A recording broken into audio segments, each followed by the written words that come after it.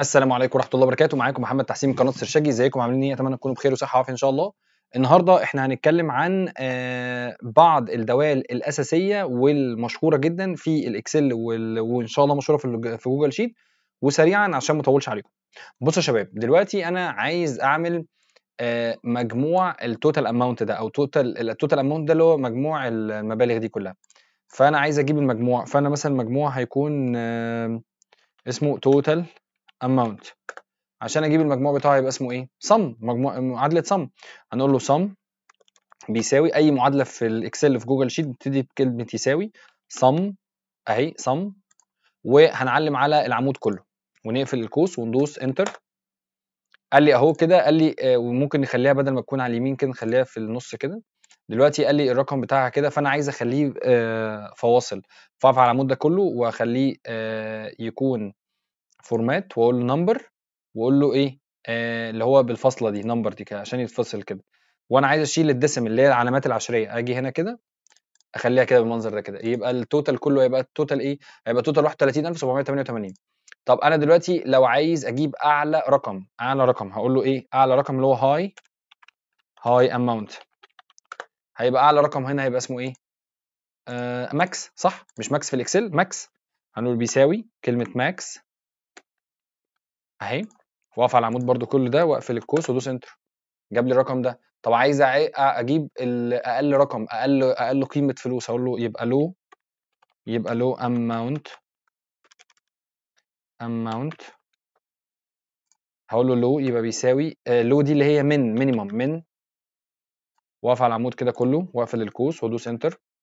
قال لي ان اقل قيمه فيها 29.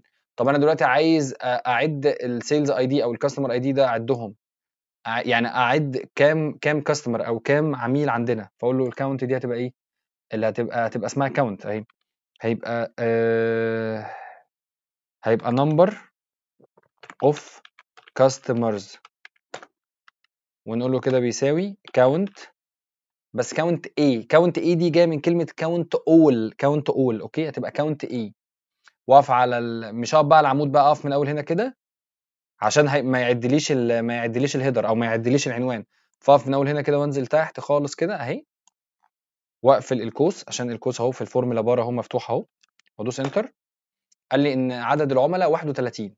طب انا دلوقتي لو عايز بقى اعد ال الارقام، بس الارقام. بصوا يا شباب، انا عايز بس اقول لكم على حاجه. في فرق ما بين كاونت ايه وكاونت بس. كاونت يعني نفترض مثلا هنا في محمد، مينا 39 او 35 مثلا، هنا مثلا مريم، هنا مثلا هدى، هنا مثلا هتكون 88 مثلا، هنا عادل مثلا. فلما اجي اقول له انا عايز اعد الارقام، عايز اجيب الارقام بس، هنختار كلمه كاونت ليه؟ بص بقى كلمه بيساوي هنا كاونت. بص بقى كاونت لما اجي اعلم عليهم هم كده كلهم واقفل القوس وادوس انتر، قال لي 2 اللي هو ايه؟ الرقم ده 35 و88. طب لو انا خليت 88 ده مثلا كتابه مثلا زي مثلا يسرى، بقى 1. فهمتوا يا جماعه الحته دي؟ فهمتوا؟ كاونت لوحدها بتعد ارقام فقط، يعني بتعد ده وده، بتتجاهل الاسامي. اما كاونت اول او كاونت ايه بتعد كلهم.